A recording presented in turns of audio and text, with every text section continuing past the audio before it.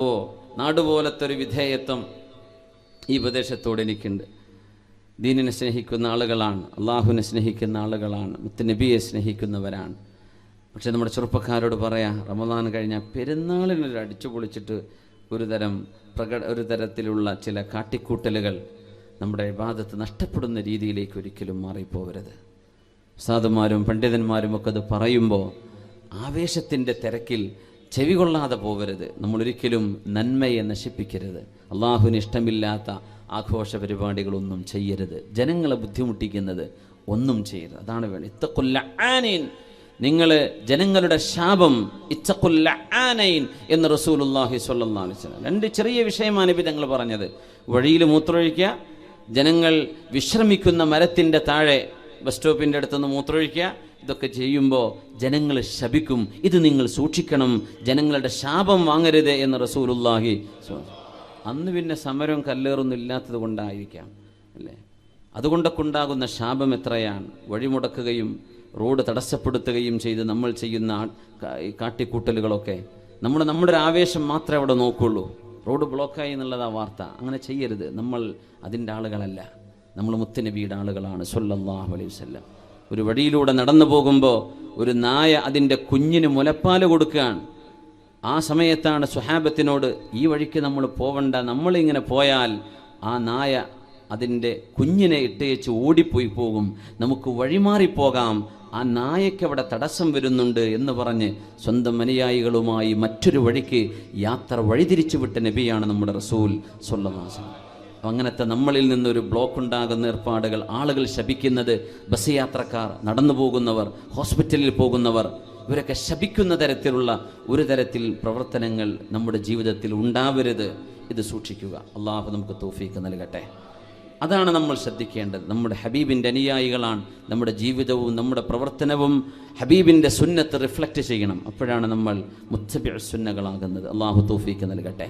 ഹബീബുനാ റസൂലുള്ളാഹി സ്വല്ലല്ലാഹു അലൈഹി വസല്ലമ തങ്ങളോടുകൂടെ ഒരു നിസ്കാരത്തിന് സാക്ഷിയായ കഥ പറയുന്നുണ്ട് ഹുദൈഫ റളിയല്ലാഹു അൻഹു. സ്വല്ലൈതു വറാഅഹു, അല്ലാഹുവിൻ്റെ റസൂലിൻ്റെ പിറകിൽ നിന്ന് മഅമൂമായി ഞാൻ നിസ്കരിക്കുന്നു. ഫഫ്തതഹ സൂറത്തുൽ ബഖറ, അല്ലാഹുവിൻ്റെ റസൂൽ സ്വല്ലല്ലാഹു അലൈഹി വസല്ലമ തങ്ങൾ സൂറത്തുൽ ബഖറ തുടങ്ങി വെച്ചു. ഞാൻ വിചാരിച്ചു രാത്രി നിസ്കാരമാണ്, തഹജ്ജുദാണ്, 100 ആയത്തെത്തുമ്പോൾ നബി തങ്ങൾ റുക്കൂഇലേക്ക് തങ്ങൾ പോയില്ല. ഞാൻ വിചാരിച്ച് 200 ആകുമ്പോൾ പോയില്ല. സൂറത്തുൽ ബഖറ മുഴുവൻ അവസാനിച്ചാൽ നബി തങ്ങൾ റുക്കൂഇലേക്കാകും പോകുന്നത് എന്ന് ഞാൻ വിചാരിച്ചു. സൂറത്തുൽ ബഖറ കഴിഞ്ഞു. ഫഫ്തതഹ ആല ഇംറാൻ, നബി തങ്ങൾ സൂറത്തു ആല ഇംറാൻ ആരംഭിച്ചു. ഞാൻ വിചാരിച്ചു റബ്ബേ 100 ആയത്തിൽ അവസാനിക്കുമെന്ന്. അവസാനിച്ചില്ല. ആയത്തുകളും കടന്നു പോകുമ്പോൾ റഹ്മത്തിന്റെ ആയത്ത് വരുമ്പോൾ അള്ളാഹുവിന്റെ റഹ്മത്ത് ചോദിക്കുന്നു, അദാബിന്റെ ആയത്ത് വരുമ്പോൾ അള്ളാഹുവിനോട് കാവൽ ചോദിക്കുന്നു. സൂറത്തു ആല ഇംറാൻ അവസാനിക്കുമ്പോൾ നബി തങ്ങൾ റുക്കൂഇൽ പോകുമെന്ന് ഞാൻ വിചാരിച്ചു. ഫഫ്തതഹ സൂറത്തുൻ നിസാ, സൂറത്തുൻ നിസാ ആരംഭിച്ചു. നബിയുനാ റസൂലുള്ളാഹ് സ്വല്ലല്ലാഹു അലൈഹി വസല്ലം അത് കഴിഞ്ഞപ്പോൾ നബി തങ്ങൾ റുക്കൂഇലേക്കല്ല പോകുന്നത്, സൂറത്തുൽ മാഇദ ആരംഭിച്ചു. അതും കഴിഞ്ഞ് സൂറത്തുൽ അൻആം. ഈ പ്രഗൽഭമായ നീണ്ട മണിക്കൂറുകളെടുത്ത ഒരു റക്അത്തിന് ശേഷമാണ്, ഒരു ഖിയാമിന് ശേഷമാണ് ഹബീബുനാ റസൂലുള്ളാഹ് സ്വല്ലല്ലാഹു അലൈഹി വസല്ലം തങ്ങൾ റുക്കൂഇലേക്ക് പോകുന്നത്. ഫഅതാല റുക്കൂഅ, ദീർഘമായ റുക്കൂഅ്, ഇഅ്തിദാൽ ദീർഘമായ സുജൂദ്, ദീർഘമായ നൃത്തം. അങ്ങനെ ഹബീബിന്റെ കൂടെ നിസ്കരിച്ചത് എനിക്ക് ഓർമ്മയുണ്ട് എന്ന് മഹാനായ ഹുദൈഫ റളിയല്ലാഹു തആല അൻഹു റസൂലുള്ളാഹി തങ്ങളുടെ ഇബാദത്തിനെ കുറിച്ച് പറഞ്ഞിട്ടുണ്ട്. ഇവിടെയാണ് തറാവീഹ് നിസ്കാരത്തിന് ഒരല്പം നേരമേറുമ്പോഴേക്കും മുഷിഞ്ഞു പോകുന്നത്, തളർന്നു പോകുന്നത്, മടുപ്പാകുന്നത്. പള്ളി ഒരു കാരാഗ്രഹം പോലെ അതിൻ്റെ ഉള്ളിൽ നിന്ന് ഇറങ്ങി ഓടാൻ, ജയിലിൽ കിടന്ന പെട്ടെന്ന് ജാമ്യം കിട്ടുമെന്നാ നോക്കുക, വേഗം ഇറങ്ങി പോരാൻ. പള്ളിയിൽ നിന്ന് എപ്പോഴാണ് പെട്ടെന്ന് ഇറങ്ങി ഓടാൻ പറ്റുക? ആ രീതിയിലേക്ക് പിന്നെ എന്തിനാ പിന്നെ അങ്ങോട്ട് പോകുന്നത്? അള്ളാഹുവിൻ്റെ അടുത്ത് അഭയം പ്രാപിക്കാൻ അള്ളാഹുവിനെ പേടിച്ചാൽ അവനിലേക്കല്ലാതെ മറ്റാരിലേക്കാണ് ഓടാനുള്ളത്? ഒരാളെ പേടിച്ചാൽ നമ്മൾ അയാളുടെ മുമ്പിലേക്ക് പോകില്ല, അങ്ങനെയല്ലേ? നമ്മളോട് പിണക്കമുള്ള ആളാണ്, സലാം പറഞ്ഞാൽ ചിലപ്പോൾ മുഖത്ത് അടിച്ചേക്കും, അത്രയും ദേഷ്യമുള്ള ആളാണ്, ആ വഴിക്ക് നമ്മൾ പോകില്ല അല്ലേ? അള്ളാഹുവിനോട് തെറ്റ് ചെയ്ത് പിണങ്ങി ജീവിക്കുമ്പോൾ അള്ളാഹുലേക്കല്ലാതെ പിന്നെ എങ്ങോട്ടാ ഓടുക? പടച്ച തമ്പുരാൻ്റെ അടുത്തേക്ക് തന്നെയല്ലേ വരാനുള്ളത്. ആ തമ്പുരാൻ്റെ മുമ്പിൽ നിന്ന് എങ്ങനെയാണ് ഇറങ്ങി ഓടാൻ തോന്നുന്നത്? ഇതൊന്ന് അവസാനിച്ചിരുന്നില്ലെങ്കിൽ, ഇനിയും നിസ്കാരം നീണ്ടെങ്കിൽ, എൻ്റെ പ്രാർത്ഥന ഒന്ന് നീണ്ടുപോയെങ്കിൽ എന്ന് കൊതിക്കേണ്ടിടത്ത് അഷ്റഫുൽ ഖൽഖ് റസൂലുള്ളാഹി സ്വല്ലല്ലാഹു അലൈഹി വസല്ലം തങ്ങളുടെ നിസ്കാരത്തെക്കുറിച്ച് നമ്മൾ ഓർക്കുന്നു. ഹബീബാണ് ഏറ്റവും വലിയ മാതൃക. ഹത്താ തതഫത്തറ ഖദമാ, നബിയുടെ കാലിൽ നീര് വന്ന് വീർക്കുന്നവരെ ഹബീബ് നിന്ന് നിസ്കരിക്കുന്നു. നമ്മൾ ചെറിയൊരു മുറിണ്ടാകുമ്പോഴും കസേരയിട്ടപ്പോൾ നിസ്കരിക്കും. പള്ളി മുഴുവൻ ഇപ്പോൾ ചർച്ച പോലെ ഡെസ്കും ബെഞ്ചും ആക്കേണ്ടി വരും തോന്നുന്നുണ്ട്, അത്രക്കായിട്ടുണ്ട് കസേരൻ്റെ നേര. ചെറിയൊരു മുറിയാകുമ്പോഴേക്ക് ഇരുന്നിട്ടിനെ കൊണ്ട് വയ്യാൻ. സുബ്ഹാനല്ലാഹ്. എനിക്കറിയില്ല, ഉസ്താദന്മാർ മസാല പറഞ്ഞേക്കണം, അത് കസാലയിലാണോ കുത്തിരിക്കേണ്ടത് നിലത്തിരിക്കുകയാണോ വേണ്ടത് എന്നുള്ള വിഷയമുണ്ട്. അതിൽ നിലത്തിരിക്കാൻ പറ്റുന്നവർ നിലത്തന്നെ ഇരിക്കണ്ടേ അല്ല ഉസ്താദേ? നിലത്തും ഇരിക്കാൻ പറ്റില്ലെങ്കിലല്ലേ കസേര ഇരിക്കേണ്ടതുള്ളൂ. പാനങ്ങ റാഹത്തായിട്ട് കസേര ഇരുന്നിട്ടാ ജുമ, കസേര ഇരുന്നിട്ടാണ് ഇഷ, കസേര ഇരുന്നിട്ടാ, എന്നിട്ടോ പള്ളിയിൽ നിന്ന് ഇറങ്ങിയിട്ട് കൂളായിട്ട് നടന്നു പോകണമുണ്ട്. സുബ്ഹാനല്ലാഹ്.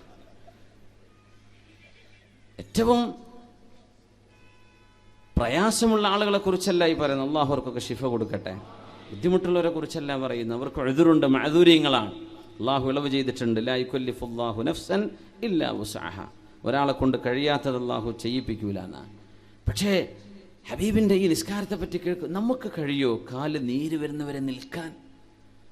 ബീവറേജിന് മുമ്പിൽ വരെ നിൽക്കൂല ആൾക്കാർ, നീര് വരുന്നവരെ ഒന്നും അല്ലേ? വലിയ ആവേശമുള്ള ക്യൂ, ഏറ്റവും അച്ചടക്കമുള്ള ക്യൂ ഇപ്പോൾ കള്ളുഷാപ്പിൻ്റെ മുമ്പിലാണ് കാണാറുള്ളത്. ഒരാളും തിരക്കൂല, ഒരാൾ ഓവർടേക്കും ചെയ്യൂല. എന്തൊരു ബഹുമാനം, പരസ്പര പ്രതിപക്ഷ ബഹുമാനം ഒക്കെ, ഒരു ബുദ്ധിമുട്ടില്ല. എന്ത് റാഹത്തിൽ അങ്ങനെ നിൽക്കുന്ന കണ്ടിട്ടില്ലേ? കാല് നീര് വരുന്നവരെ നിൽക്കുമോ? ആ നിർത്താം അവരെങ്കിലും. ഹബീബുന റസൂലുള്ളാഹി സ്വല്ലല്ലാഹു അലൈഹി വസല്ലം തങ്ങൾ ഇബാദത്തിൽ നിന്നു എങ്ങനെ കാലിൽ നീര് വരുന്നവരെ, ആ ഒരു ഇബാറത്ത് കേൾക്കുമ്പോൾ നമുക്ക് റഹ്മാനായ റബ്ബേ എന്താണ് പറയണത്? നീര് വരുന്നവരെ നിൽക്കേ, നമ്മൾ നിൽക്കും. നൃത്തത്തിൻ്റെ ദൈർഘ്യം കാരണം കാല് നീര് വന്നു. എന്നിട്ടും ഹബീബ് ഇരുന്നില്ല സ്വല്ലല്ലാഹു അലൈഹി വസല്ലം. കാല് നീര് വന്ന് തടിച്ചു വെച്ചിരിക്കുകയാണ്. ഹസനുൽ ബസ്രി റളിയല്ലാഹു അൻഹു ഖിയാമുൽ ലൈൽ കഴിയുമ്പോൾ ചുമരിലേക്ക് കാല് വെക്കുന്നതാണ്. കാല് വെച്ചിട്ട് കിടക്കും ചുമരിലേക്ക്. സുബ്ഹി നിസ്കാരമായി കഴിഞ്ഞാൽ എന്തിനെന്നറിയോ? ബ്ലഡ് താഴേക്ക് ഒഴുകാൻ. നീണ്ട നൃത്തമായിരുന്നു. കാല് നിലത്ത് വെക്കാൻ പറ്റണില്ല. അപ്പോൾ കടന്നിട്ട് ചുമരിലേക്കൊന്ന് പൊക്കി വെക്കും, ബ്ലഡ് സർക്കുലേഷൻ ഒന്ന് നോർമലാവാൻ. സുബ്ഹാനല്ലാഹ്. അഷ്റഫുൽ ഖൽഖ് റസൂലുള്ളാഹി സ്വല്ലല്ലാഹു അലൈഹി വസല്ലം തങ്ങളോട് ലിമ തഫഅലു ഹാകദാ, എന്തിനാണ് നബിയെ അങ്ങ് ഇത്രത്തോളം കഷ്ടപ്പെടുന്നത് എന്ന് ചോദിച്ചപ്പോഴാണ് അവലാ ഉഹിബ്ബു അൻ നകൂന അബ്ദൻ ശകൂറാ, അള്ളാഹുവിനോട് നന്ദി ചെയ്യുന്ന ഒരടിമയാവണ്ടയോ? അള്ളാഹുവിനോട് നന്ദി ചെയ്യണ്ടയോ? കാലിൻ്റെ മുട്ടിന് ഓപ്പറേഷൻ നടക്കുമ്പോൾ നമ്മൾക്ക് ഓർമ്മ വരും, കാൽമുട്ടെന്ന് പറയുന്ന അള്ളാഹു നൽകിയ അനുഗ്രഹം എത്ര വലുതായിരുന്നു. ഒരു വിരലിനൊരു അസുഖം വരുമ്പോൾ, ഷുഗർ വന്ന് കട്ട് ചെയ്യണം, മുറിച്ചു മാറ്റണമെന്ന് പറയുമ്പോൾ ഓർമ്മ വരും, പടച്ചവനെ ഇത്രയും കാലം ഒന്നും അറിയാതെ, ഒരു വിഷമം അറിയാതെ എത്ര ഞാൻ ഓടി, എത്ര കളിച്ചു, എത്ര ചാടി, എത്രയെല്ലാം ഉപകാരങ്ങളെടുത്തു. നമ്മൾ അറിഞ്ഞോ? നമ്മുടെ ശരീരത്തിൽ നമ്മൾ കൊണ്ടുപോകുന്നത് വിലമതിക്കാനാവാത്ത സ്വത്തുകളാണെന്ന്. ചോദിച്ചോട്ടെ, നമ്മുടെ 2 കണ്ണിന് പകരം 10 കോടി തരാമെന്ന് പറഞ്ഞാൽ കണ്ണ് നമ്മൾ കൊടുക്കാൻ തയ്യാറുണ്ടോ? ആരെങ്കിലും കൊടുക്കോ? അങ്ങനെ ഓഫറിലൊരു സ്വീകരിക്കാൻ തയ്യാറുള്ളവരുണ്ടോ? എൻ്റെ 2 കണ്ണും കൊടുത്തേക്കാം, എനിക്ക് 10 കോടി മതി. കണ്ണിൻ്റെ വില എത്രയാപ്പോൾ? 100 കോടിയാ? കൊടുക്കുവോ? കൊടുക്കൂല. അപ്പം എത്രയാ വിലമതിക്കാനാവാത്തത്? എത്രയാണ് നമ്മുടെ ഹാർട്ടിൻ്റെയൊക്കെ വില? അത് പ്ലാസ്റ്റിക് അല്ലല്ലോ, ഒറിജിനലല്ലേ, ജെന്യൂൻ സാധനമല്ലേ, അല്ലേ? മെയ്ഡ് ബൈ അള്ളാഹ്. അള്ളാഹുവിൻ്റെ അപാരമായ സൃഷ്ടിയല്ലേ. നമ്മൾ അറിയാറുണ്ടോ എത്രയാണ് അതിൻ്റെ വിലയെന്ന്? നമ്മുടെ ശരീരത്തിൽ അള്ളാഹു തന്ന നമ്മുടെ ഇന്റേണൽ എക്സ്റ്റേണൽ ഓർഗാൻസ്, ഇതിൻ്റെയൊക്കെ അനുഗ്രഹങ്ങൾ എത്രയാണ്? നമ്മൾ പറയേണ്ടത് കയ്യിൽ കാശില്ലല്ലോ. ഉമ്മ, നിങ്ങൾക്ക് കേൾക്കുന്ന ചെവി അള്ളാഹു തന്നില്ലേ? എനിക്ക് വീടില്ലല്ലോ. 2 കണ്ണ് തന്നില്ലേ കാണാൻ കഴിയുന്ന? എൻ്റെ കുട്ടികളെ കെട്ടിച്ചില്ലല്ലോ. ഉമ്മ നല്ല വർക്ക് ചെയ്യുന്ന, ഉപ്പ നല്ല പ്രവർത്തിക്കുന്ന ഹൃദയം അള്ളാഹു തന്നില്ലേ? കിഡ്നി തന്നില്ലേ? പാൻക്രിയാസ് തന്നില്ലേ? ലങ്സ് തന്നില്ലേ? നമ്മുടെ ശ്വാസോച്ഛ്വാസം നടക്കുന്ന പ്രക്രിയയെ വളരെ അത്ഭുതകരമായ, വളരെ സൊഫിസ്റ്റിക്കേറ്റഡ് ആണ് ശരീരത്തിൻ്റെ പ്രവർത്തനങ്ങൾ. നമ്മൾ നന്ദി ചെയ്തോ? നമ്മൾ നന്ദി ചെയ്തോ അള്ളാഹുവിന്?